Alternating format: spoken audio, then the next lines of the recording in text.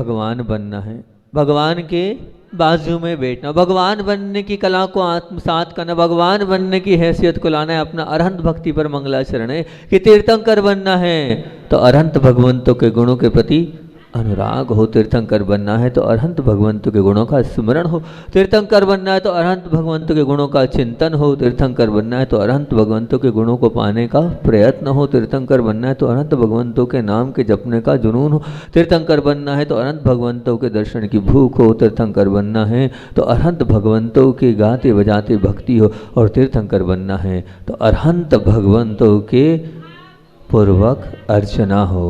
भावपूर्वक अर्चना की बात अपनी चल रही थी। कल भी आप लोगों के सामने बहुत सारी बातें आप लोगों के बीच में हमने रखी थी कि क्या वो भक्ति होती है और क्या वो आराधना होती है। कल भी वो उदाहरण दिया था कि नाल से जुड़े कमल में जिस प्रकार सूर्य का वो जो तेज कुछ भी नहीं बिगाड़ पाता क्योंकि वो जुड़ा हुआ है, उसी प्रकार अगर आप भगवान की भक्ति से हृदय से जुड़े होंगे तो आप कभी बाल भी बाका नहीं होने वाला है। वो श्रद्धा, वो आस्था, वो अहोभाव आपके अंदर होना चाहिए तो निश्चित रूप से आपका सब होता चला जाएगा। एक गुरुकुल वाले शिष्य की कहानी भी आप लोगों के बीच में मैंने रखी थी, और आप लोगों के बीच में मैंने कुछ स्यों परमल का भी उदाहरण दिया था, है ना।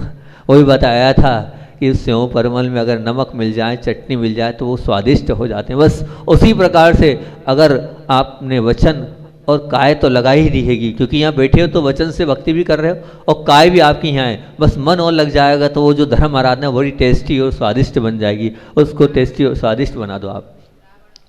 रावण का भी उदाहरण आप लोगों के बीच में दिया था कि रावण किस प्रकार से भक्ति करता है, अपने शरीर की उन नसों को निकाल कर जो है भक्ति में लीन हो जाता है। वो मीरा ने भी क्या किया था, तैयार हैं हम, और मीरा ने भी जो है उस विष के प्याले को जो है किस में बदल दिया, अमृत के प्याले में। भक्ति से बदलने की ताकत इन सब में है, और वो सब ताकत आती है भक्ति के माध्यम से, वो सब ताकत आती है अंदर की आस्था के माध्यम से। मैंने कहा था कि पूजा का आपको फल बताऊंगा। आखिर पूजा से होता क्या है? सबसे बड़ी बात तो ये, अगर श्रद्धा के साथ पूजा की जाती है तो पूजा से आत्मसंतोष होता है। आत्मसंतोष की अगर आपको प्राप्ति करनी है तो कुछ मत करो, आप भगवान की पूजा करो। भावपूर्वक पूजा हो जाती है तो सचमुच में एक आत्मिक शांति का अनुभव होता है। ऐसा लगता है हमने सब कुछ प्राप्त कर लिया, सब कुछ। और हड़बड़ाहट में पूजन होती है, ऐसी पूजन होती है, उतनी शांति नहीं मिलती जितनी गदगद भाव के साथ हम जैसी चाहते हैं वैसी अगर पूजा हो जाती है तो एक आत्मसंतोष हमारे जीवन में उस पूजन के माध्यम से आता है। हमारे अंदर की निर्मलता पूजन के माध्यम से होती है। हम निर्मल होते चले जाते हैं, जितना हम भगवान से जुड़ते हैं उतने हमारे अंदर निर्मलता आती चली आती। और यहाँ तक कि हम भगवान की भक्ति करते हैं तो निष्प्रहता भी अपने आप आती है। अब निश्चित रूप से वो निष्प्रहता हमारे जीवन में आएगी, कैसे? भगवान की पूजन से। अनासक्त भाव की प्राप्ति होती है भगवान की पूजन से। मन की निर्मलता अपने आप आती है भगवान की भक्ति से। पूजा हमारी श्रद्धा का प्रतिफल है। जिसमें श्रद्धा होती है उसी का मन पूजा करने का होता है। जिसके पास श्रद्धा नहीं होती है उसका मन पूजा करने का नहीं होता है। वही पूजा कर सकता है जो श्रद्धा से भरा हुआ हो, और जिसके पास श्रद्धा नहीं है वो कैसे पूजन कर सकता है? निष्काम भक्ति क्या कहलाती है? कहते हैं निष्काम भक्ति वो होती है जो बिना फल की इच्छा से प्रभु के चरणों में समर्पित होकर की जाती है, वो कहलाती है निष्काम भक्ति। कहते हैं बहुत अच्छी बात, सच्ची पूजा वो है जीवन के महाभारत में, जीवन के महाभारत का वो युद्ध निष्काम होकर लड़ना, यही शायद सच्ची पूजा है। जीवन का मतलब जो आपका जीवन है, उस जीवन के महाभारत का युद्ध आप निष्काम होकर लड़ना, यही शायद सच्ची पूजा है। और सच्ची पूजा तो बड़े भक्ति भाव के साथ की जाती है। हालांकि मुनिराज भी निश्चित रूप से पूजन करते हैं। मुनिराजों के लिए भी जो है कहा गया है पूजन। और मुनिराज, अभी पहले मुनिराज का बता देता हूँ फिर आपका बताऊंगा। तो आखिर हमारे देव कौन हैं? हमारे देव चैतन्य देव हैं। हम भी भाव से पूजा करते हैं। आचार्य श्री जी से पूछा कि आचार्य श्री जी जब आपकी पूजा होती है तब आप बार बार नमोस्तु नमोस्तु करते हो, तो बोले पूजा क्या आप ही करोगे? आप हमारी कर रहे हो, हम भी अपने गुरु की और हम भी अपने आत्म तत्व की पूजन करते हैं। गुरु जी ने कहा हम भी अपने आत्म तत्व की और हमें गुरु को याद करने का आप ही को अधिकार है पूजन करने का। आप द्रव्य से पूजन करते हो और हम भाव से पूजन करते हैं। क्योंकि मैं अपना समय उस समय क्या लगाऊं, आप तो भक्ति में अपना जो है आराधना में अपना समय लगाकर अपने पुण्य को इकट्ठा कर रहा हूँ। मैं ये मानूं कि मेरी पूजन हो रही है और उसको मानूं? नहीं, बोले नहीं। उस वक्त आप अगर किसी ने गहराई से गुरुदेव को उस वक्त पकड़ा होगा तो उनकी चिंतन मुद्रा रहती है, और कभी चिंतन मुद्रा नहीं रहती तो बार बार वो यूँ हर अर्घ में ऐसा करते थे। अगर किसी ने देखा हो तो जल चढ़ता था यूँ भी करते थे, कभी यूँ भी करते थे। तो क्या अपने लिए करा रहे थे वो? नहीं, वो अपने गुरु की अपने आप में पूजा करते थे, वो भी नमन, और उनको सब कुछ चढ़ाते थे भाव पूर्वक। वो ये भाव भाते थे कि चैतन्य देव हैं, और अगर जल चढ़ रहा है तो सम्यक ज्ञान की धारा मेरे अंदर आए, इस भाव से वो जल चढ़ा। चंदन चढ़ रहा है तो कहते थे चंदन मतलब निज स्वभाव रूप हो जाऊं मैं, ऐसे भाव भाते थे। वो पूजन करते थे, जल चढ़ता था तो भावना भाते थे सम्यक ज्ञान की धारा मेरे अंदर आ जाए। ए भगवान, अब चंदन, आप चंदन चढ़ा रहे हो और वो अंदर से भावना भाते थे निज स्वरूप रूप हो जाऊं। इस चंदन के चढ़ते ही ये चंदन मैं भी चढ़ा रहा हूँ, मेरे भाव पूर्वक चंदन चढ़ा रहा हूँ, और कैसा बन जाऊं, निज स्वरूप को प्राप्त कर लूं। वक्षत आप चढ़ाते हो, वो कहते थे अनंत गुणों का मैं स्वामी बन जाऊं, इस अक्षय पद के माध्यम से वो ये चिंतन करते थे, वो ये भावना बहाते थे कि वो अनंत गुण मेरे अंदर भी आ जाए। पुष्प चढ़ाते थे तो बस मन, ये पुष्प चढ़ाता रहा हूँ, मन का प्रभु चरणों में लग जाए। ये मेरा मन कहाँ लग जाए, सिर्फ प्रभु की भक्ति में रम जाए। इस भाव से ये मैं पुष्प चढ़ाता हूँ, भाव पूर्वक पुष्प सुमन अर्पित करता हूँ। ये मेरा मन सुमन बन जाए, ये मेरा मन प्रभु चरणों में अर्पित हो जाए, ये मेरा मन प्रभु चरणों में समर्पित हो जाए। मेरा मन भटके नहीं, मेरा मन यहाँ वहाँ नहीं जाए। ए भगवान, इसी भाव से मैं भी इस पुष्प चढ़ा रहा हूँ, मेरे मन को सुमन बना देना। ये गुरुदेव भी भावना बहाते थे पूजन के समय, जब उनकी पूजन होती थी। नैवेद्य क्या, अपना ध्यान अपने में लगाना है, मुझे दूसरी ओर नहीं जाना है, अपनी ओर ही आना है, अपने अंदर के स्वभाव को सोचना है, अपने आप का चिंतन करना है। बाहरी सामग्री का मुझे क्या करना है, भोग नहीं करना है। स्वयं की विचारों के साथ शुभ भावों का भोग करूं मैं, यही मैं भावना भाता हूँ। दीप भी चढ़ाते थे तो यही भावना कि मेरा आत्मज्ञान का प्रकाशन हो, आत्म अवलोकन हो। ये दीप जल रहा है, इस दीप के माध्यम से क्या करना है, जैसे ये दीप जलेगा तो दीप के प्रकाश में सब कुछ दिखता है। बस इस दीप के प्रकाश में मैं अपनी आत्मा को पा रहा हूँ, मैं अपनी आत्मा को देख सकूँ, मेरी आत्मज्ञान का प्रकाश हो पाए, मैं अपनी आत्मज्ञान को पा लूँ, ये भावना होती थी। और आप तो बोलती हैं धूप में, धूप मतलब ध्यान अग्नि से कर्मों का क्षेपण हो। तो बस ये धूप जल रही है तो मेरे भी इस धूप के माध्यम से मेरे कर्मों का सब कुछ संहार होता चले जा रहा है, मेरे वो कर्म भी स्वाह होते चले जाते हैं। ऐसा फल मुझे कुछ नहीं चाहिए, निज आनंद रूप फल प्राप्त करना है, उसके अलावा मेरा कोई भाव नहीं है। बस निज आनंद की उस प्राप्ति को मैं प्राप्त कर सकूँ, ये भावना बहाते थे। अर्घ, मेरे गुणों का विकास हो, ये सब कुछ चरण में है, इसका कोई भी फल चाहिए तो मेरे अंदर जितने गुण हैं उन सब गुणों का विकास हो, उन गुणों की वृद्धि हो, उन गुणों के अंदर उत्कृष्टता आती चली जाए, तभी तो कहीं जाकर मेरा जो है ये पूजन करना सार्थक होगा। अगर किसी ने नहीं हो तो पुरानी क्लिपिंग उठाकर देख लेना, गुरुदेव की पूजन की उस भक्ति के समय ये गुरुदेव भी भाव विभोर होकर पूजन अर्चन करते थे, और उस पूजन अर्चन के माध्यम से अपने आप को गुरु चरणों में समर्पित करते थे। हम भी वैसी भक्ति से पूजन करेंगे तो सचमुच में हो जाएगा। आप अभिषेक भी करते हो, मैं तो कहता हूँ अभिषेक कर रहे हो बहुत अच्छी बात है, लेकिन वो अभिषेक से क्या होगा, अभिषेक का जल मन प्रक्षालित कर देता है। अगर आपने अभिषेक किया है तो उस अभिषेक को आप अद्भुत मानो, कोई छोटी मोटी चीज़ नहीं है। वैदिक संस्कृति में अगर मान लीजिए जो साधु लोग हैं वो अगर श्राप देते थे तो पानी से मंत्र फेर कर फेंकते थे कि जा तेरा नाश हो जाए। श्राप जो है कैसे देते, कमंडल का पानी लेते थे और श्राप देते थे, मतलब क्या होता था उसमें मंत्र फेरते थे और दे तेरा तो सर्वनाश हो जाए।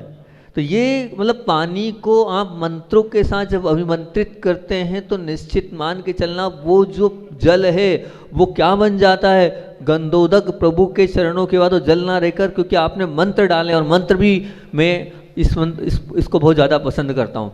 ये वाली शांति धारा। मुझसे कहा गया आप वो वाली क्या करो, तो मुझे ऐसा लगता है कि उसमें गंधर्व वाले के जो महान मुनिराज है उनको नमन आया है, इसलिए मैं ये वाली शांति धारा पसंद करता हूँ कि उनको कम से कम एक बार सुबह याद कर लेता हूँ, एक बार अभी याद कर लेता हूँ। भाव होते रात को भी याद करूँ पर शाम को याद कर नहीं पाता हूँ। कम से कम दिन में 2 बार आज छूट रहे थे हमारे ध्यान में, आज हमने डायरेक्ट ध्यान किया तो हमें याद आ गया, हमने पुस्तक खोली, मैंने कहा नहीं, गंधर्व वाले के उन 48 सिद्धिधारी मुनिराज को नमन तो करना है। तो फिर पूरा पाठ एक साथ कर लिया, नहीं तो ओंकार ध्वनि के साथ प्रतिदिन सुबह वो पाठ होता था तो वो भी हमने कर लिया। आप मान के चलना, मंत्रों के अंदर वो ताकत होती है कि वो जो गंधोदक है उस गंधोदक से अपने आप रोग शोक दूर होने लगते हैं। उस अगर आप शांति धारा में नाम बोल रहा है तो ये मान के चलना उस शांति धारा में बहुत सारे लोगों के पीड़ा है, कष्ट है, दूर होते हैं। अस्वस्थ लोग भी स्वस्थ होते हैं। जैसे कि मान लीजिए आपके सामने बैठे हैं, ये इन्होंने हमसे कहा पूरे 4 महीने शांति धारा करी, ये बैठे माँ बैठी ना, हाँ क्या नाम है उनका, दमोह वालों का,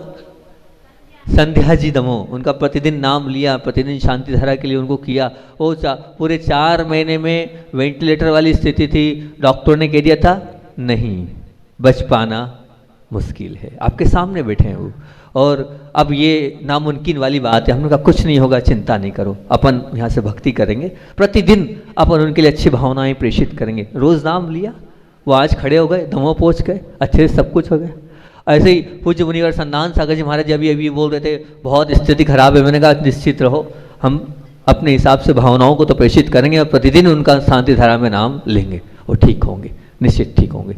अभिषेक भाई के लिए एक दिन बोल रहे थे, उनका प्रतिदिन उनका भी नाम लेंगे, क्यों नहीं ठीक होंगे, निश्चित रूप से ठीक होंगे। अपने आप जब सब अच्छी भावनाएं भेजी जाती है और भावनाओं के माध्यम से फर्क पड़ता है और स्वस्थता तो आती ही आती है, ये मान के चलना। तो इसलिए ये शांति धारा है, ये अभिषेक है, ये पूजन की पद्धति, ये तिलक लगाना, तिलक को भी आप वो मत समझना, ध्यान रखना, जिंदगी तो भक्त जिया करते हैं, जिंदगी तो भक्त जिया करते हैं, दिग्गजों को हराकर राज किया करते हैं। जिंदगी तो भक्त जिया करते हैं, दिग्गजों को हराकर राज किया करते। कौन रखता है खुद के सिर पर ताज, कौन रखता है खुद के सिर पर ताज, भक्त अपना राज तिलक हर रोज मंदिर में किया करते हैं। और भक्त अपना राज तिलक हर रोज मंदिर में किया करते हैं। जो भक्त होते हैं वो राज तिलक करते हैं प्रतिदिन और अपने आप को राजा मानते कि मैं तो राजा हूँ। आप वो तिलक भी लगा, सामान्य मत मानना, क्योंकि तिलक भुक्तियों और ललाट के बिल्कुल मध्य में लगाया जाता है। ये जो भाग है हमारे ज्ञान तंतुओं को और विचार केंद्र कहते हैं, उस तंतुओं को संयमित करता है। तिलक से आपके विचार संयमित होंगे और समझने सोचने की क्षमता बढ़ती है। मेरे पास जब कोई माँ आती है और ये बोलती है कि महाराज जी हमारा बच्चा जो है बहुत गुस्सा करता है, तो मैं उनको कुछ नहीं करता हूँ और हो जाता है, क्या है ऐसा बोल देता हूँ। बहुत सारे लोग बोलते महाराज जी ठीक भी हो गया।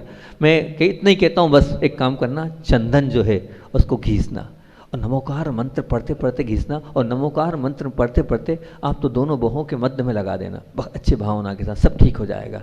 तो बताता हूँ और लोग लगाते हैं, आराम मिल जाता है। महाराज जी क्या हुआ, अब ये सब आपकी भक्ति थी, नमोकार मंत्र का प्रभाव था, किया और हुआ, फर्क पड़ता है अपने आप में। चंदनता में, चंदन जो होता है वो शीतल होता है, सबसे शीतल वस्तु सृष्टि की है तो वह चंदन बहुत शीतल होता है, उसका गुण ही शीतलता है। आप जब देखेंगे भगवान की भक्ति में तो उसमें चंदन के लिए शीतलता गुण बताया है। तो बस जब दिमाग ठंडा तो सब कुछ ठंडा हो जाता है, तो उस शीतलता को हम वहाँ प्रेषित करते हैं। इसलिए चंदन का तिलक हमेशा दिमाग को शांत करने वाला होता है, उसे लगाना चाहिए। उसे लगाने से बुद्धि तो प्रबल होगी ही होगी। और यहाँ तक कि वो जो तिलक के ऊपर अगर आपने चावल को भी का भी एक महत्व है कि आपने लगा, मान लिया चावल की मान्यता है, जो जब आप लोगों का वो होता है सम्मान होता है, तो हमने देखा है कि एक चावल लगाया। तो कोई भी चीज़ ऐसी नहीं है कि बिना उसकी हो गई। हमारा धर्म, हमारी प्रक्रियाएं, हमारी संस्कृति प्रैक्टिकली है, ऐसी रूढ़िवादी नहीं है। तो तिलक में वो जो है शुभ चावल माना जाता है, क्योंकि अक्षत के दाने को वहाँ अपने शुभ फलदायी होते हैं और शुभ कामनाओं को पूर्ण करने में बाधा नहीं होती। उस बाधाओं को दूर करने के लिए तिलक लगाया जाता है, उस पर चावल लगाए जाते हैं। ये अक्षय पद की प्राप्ति इस भावना से इस अक्षत को हम लगा रहे हैं। वो भी एक अपने आप में बहुत मौलिक प्रक्रिया है, उसको भी आप अपने जीवन में अपनाएं, करें। और यहाँ तक कि एक तिलक होता है हल्दी, कुमकुम और चूने का, इसको मिलाकर भी तिलक बनाया जाता है।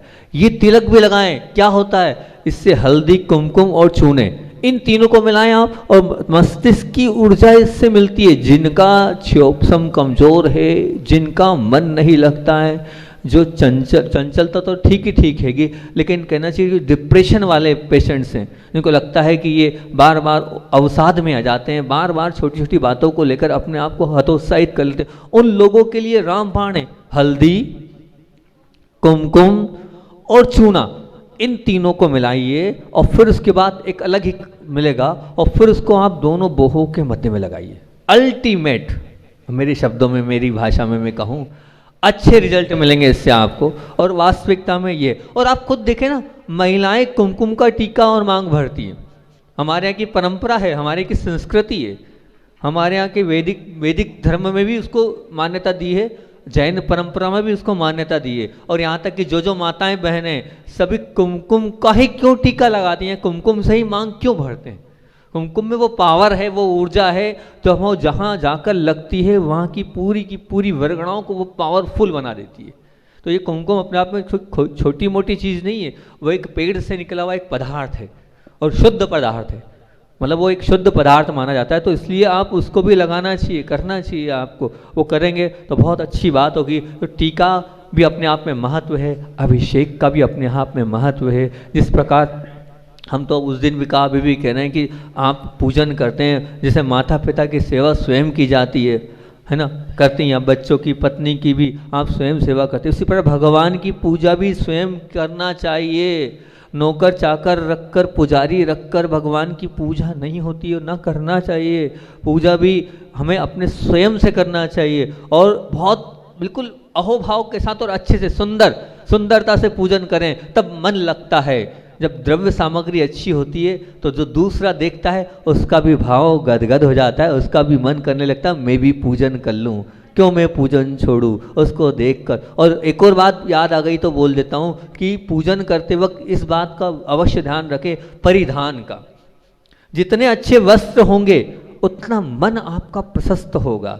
और एक कारिका बहुत अच्छी आती है, खंडिते गलिते छिन्ने मलिन चेव वर्षसा दान पूजा तपो होम स्वाध्यायो विफले भवेत। क्या बात बोल दी यहाँ, क्या बोल दिया। ये जो खंडित है मतलब गलित है, छिन्न है, मलिन है, उन वस्तुओं के साथ कभी भी पूजा मत करना।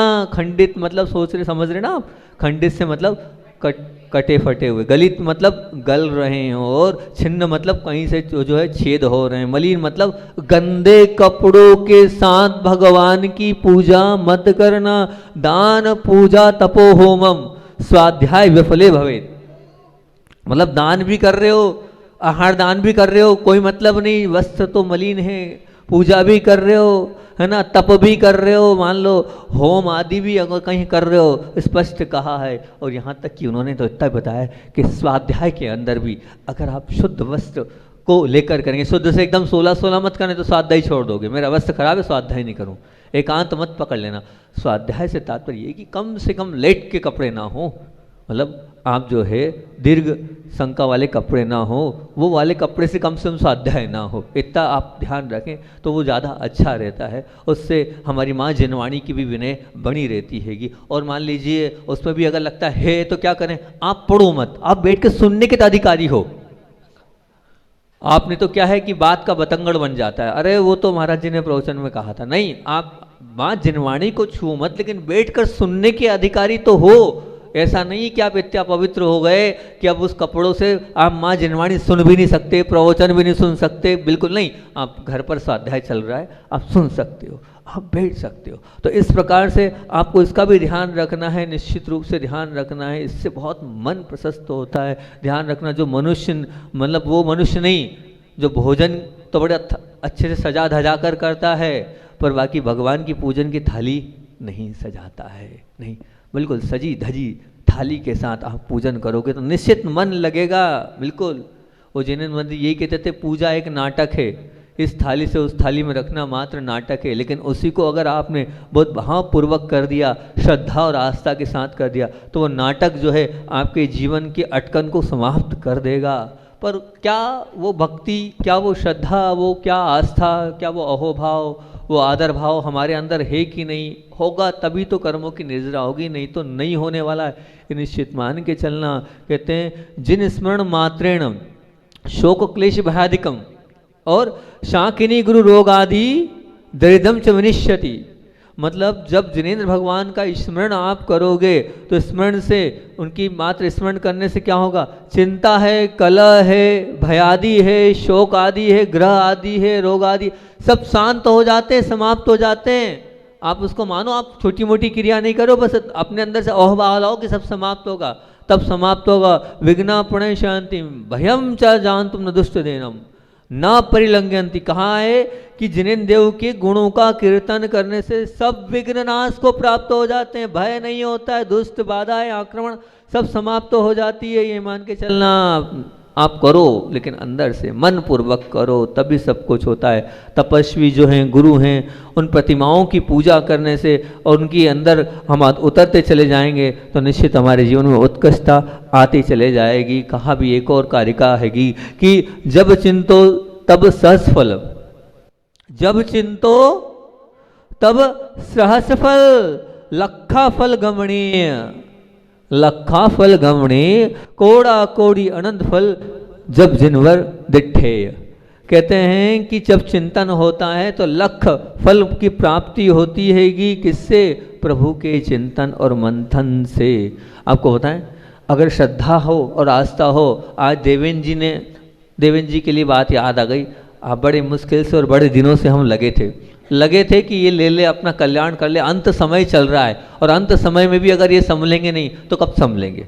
जिंदगी भर पड़ी है रिश्तेदारी निभाने के लिए, पूरा समय पड़ा है, हम कब तक करेंगे, कहाँ तक करेंगे, कोई तो लिमिटेशन, कोई तो हो 70 साल से ऊपर हो गए हैं और अभी भी अगर हम चेते नहीं तो कब चेतेंगे बताओ। हमने उनसे कहा समाधि मरण तभी हो पाएगा जब आपको प्रतिमा लेना है। आज 10-15 मिनट की हमारी भली समय थोड़ा सा लगा, लेकिन 15 मिनट की अदालत में हमारे देवेंद्र जी ने आज 2 प्रतिमाएं ले ली। सुबह से ही दुकान आज बहुत अच्छी चली हमारी, बहुत बड़ा काम हो गया। पंचम गुण स्थान क्या हुआ, ले लिया देवेंद्र जी ने। आज प्रतिमाधारी वो बन गए, आज से वो श्रावक बन गए। तो आज से श्रावक बन गए तो बासा वालों ध्यान रखना, महीने में 4 दिन सबको शुद्ध भोजन बनाना है।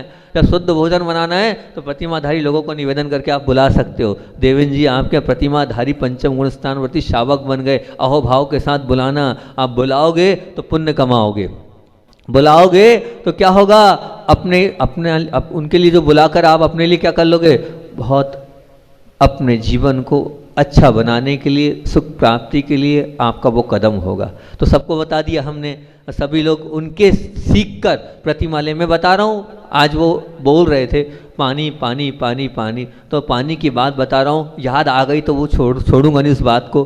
पंडित जगमोहन लाल जी शास्त्री बड़े श्रद्धा और आस्थावान वेदज्ञ थे, बड़े पंडित जी के नाम से प्रसिद्ध थे पूरे बुंदेलखंड में, कटनी वाले बड़े पंडित जी, और जिन्होंने जय धौला धौला आदि की टीकाओं की हिंदी करी, अपने आप में मूर्धन्य विद्वान थे। जहाँ वो खड़े हो जाते थे मतलब समझना कि उनकी बात ना आज तक कभी कटी ना काट सकते।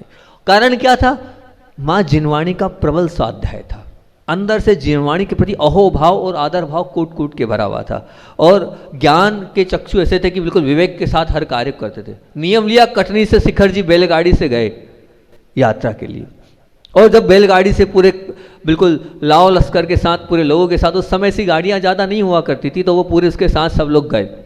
और सुनना प्रतिमाधारी थे, कुएं का पानी का ही नियम। अब एक जगह ऐसी स्थिति बनी कि कुआं नहीं, क्या किया जाए, कुआं नहीं, खूब ढूंढा, एक स्थान पर कुआं मिला, कुएं से जल लिया, जल लेने के बाद जो है वो आहार हुए। आहार होने के बाद अब सुनना, देवेंद्र जी बाद में जब आए उस स्थान पर कुआं नहीं मिला, बाद में जब आए उस स्थान पर कुआं नहीं मिला। उन्हें 2 घटनाएं सुनाई और 2 घटनाएं अपने जीवन में लिखिएगी। उनके उसमें उन्होंने बताई, पहली घटना तो ये घटी कि वो कुआं बाद में नहीं मिला।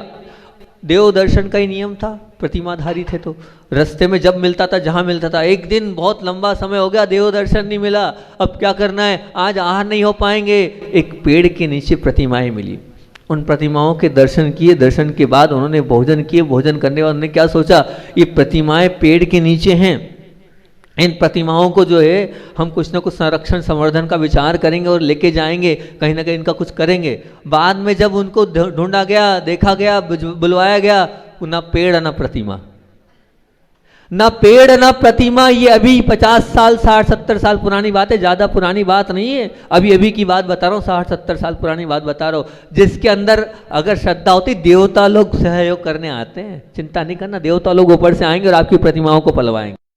आचार्य भगवान का संस्मरण आपको सुनाकर, क्योंकि अपना समय हो गया, पूज्य गुरुदेव को सुनाना जरूरी है। वह आपको चली रही अपनी एक श्रृंखला कि प्रतिदिन 10 जुलाई की चर्चा आप लोगों के बीच में कर रहा हूँ। क्या होता है 10 जुलाई सुबह से ही आप शाम तक की चर्चा आपके बीच में करता हूँ। अब वहाँ पर जो है डॉक्टर साहब आए थे, उन्होंने इलाज तो मना ही कर दिया था कि सिकई उकई से कुछ नहीं होना है, तो और उल्टा बढ़ाने वाले काम कर रहे हो। एक तो दर्द मतलब हरपी से, और हरपी से सिकई करते हो, वो तो उल्टा काम करती है। बोले अच्छा ठीक है। अब हो रहा था अच्छे से। बोले अब क्या कर सकते, पाप कर्म का उदय है, हम तो करे जा रहे थे, सिकई से हो सकता है नस का दर्द है, वो तो बंद हो गई। फिर उसी बीच वो जायसवाल जी आए, उन्होंने थोड़ी बहुत देर के लिए आराम किया। आराम करने के बाद जो है आचार्य श्री जी आहार पर उठ गए, जैसे तैसे आहार लिया। आहार के बाद फिर मैसेज आया। क्या मैसेज आया? बोले 3 बजे लगभग वो आए। बोले पाटनी जी अपने खुद के जो चार्टर प्लेन से आ रहे हैं, बिलासपुर उतर गए, यहाँ तक नहीं आ पाएंगे, पेंड्रा तक बिलासपुर उतर गए वो। और लोहाड़िया जी, अशोक कुमार जी गोदा, वो चलकर आ रहे हैं। अभी 4 बजे तक आ जाएंगे, 3 बजे तक 3:30 तक आ जाएंगे। इंतजार चलता रहा, आ रहे 4 बजे, 4:30 बज गई, 4:45 बजे जैसे ही आए, उनको अंदर ले जाया गया। सबने दर्शन किए, और जो वेद जी थे, उनके भतीजे अशोक जी गोदा, उन्होंने भी दर्शन किए। मूलचंद जी लोहाड़िया, मतलब एक मूर्धन्य विद्वान आचार्य ज्ञान सागर जी के शिष्य, जिन्होंने ज्ञान सागर के साथ पूरा अपना जीवन जिया है, वो मूलचंद जी लोहाड़िया, वो और उनकी श्रीमती सुशीला जी पाटनी, सब लोग अंदर पहुँचे। अंदर पहुँचते ही नमोस्तु किया। सबसे पहले बोले बाबा साहब ने नमोस्तु बोला है। बाबा साहब मतलब बाबा साहब बोलते हैं राजस्थान में सुशील जी वैद्य जी को बाबा साहब बोलते हैं, उनको, उनका नाम ही बाबा साहब है। बोले बाबा साहब ने नमोस्तु बोला है। क्या करे, विद्यानंद जी महाराज जी के पास हैं, वो बहुत स्वास्थ्य खराब है दिल्ली में उनका, वो वहाँ निकल चुके थे। बाद में मैसेज आया तो उन्होंने कहा, और मुझे सब बता दिया, पता तो चल ही गया था। तो बोले मैं आया हूँ, उन्होंने भेजा है, औषधि भेजी और सब कुछ भेजा है, देखता हूँ उनने आशीर्वाद दे के भेजा है तो सब कुछ ठीक होगा ही, ऐसा अशोक जी ने देखा। और देखते ही जब पैर पर उनकी दृष्टि पहुँची गोदा जी की, और देखते ही बड़े बोले महाराज जी कहाँ, ये बीमारी ने आपको, बहुत भारी संक्रामक रोग है, ये बहुत बड़ा है। उन्होंने कहा ये रोग कैसा होता है? बोले एक फोड़ा होता है, उस फोड़े को फोड़ दिया, और फोड़ने के बाद मान लीजिए इसमें नमक लग जाए, ये नींबू लग जाए तो कैसी वेदना होती है, बस वैसी वेदना इसमें होती है महाराज जी, बहुत बहुत कष्टदायी ये रोग हैगा। कहाँ आपने इस रोग को बुला लिया, कौन सा कर्म तेज उदय है? जैसे अपने को लग जाती ना, नींबू लग जाए उस पर तो कैसी जलन होती है, बस बोले बस कट गया हो तो बस वैसी पीड़ा होती। और उन्होंने कहा है इसको जो वेद के शास्त्र उसमें निशाचर रोग बोला है। निशाचर मतलब बोले जैसे जैसे रात बढ़ेगी वैसे वैसे पीड़ा बढ़ेगी, दिन में कम और रात में ये सोने नहीं देता है। और बोले हाँ बस यही घट रहा है, रात बढ़ती है, सूर्य का अस्त, बोले सूर्य अस्त तो होगा, अंधियारा जितना होगा रोग और उल्टा पीड़ा बढ़ती चली जाती है। बोले हाँ ऐसा ही हो रहा है, कैसे सहन कर रहे हो? अच्छा जी, बोले सहन तो करना ही पड़ता है, सहन तो करेंगे नहीं तो फिर कैसे होगा?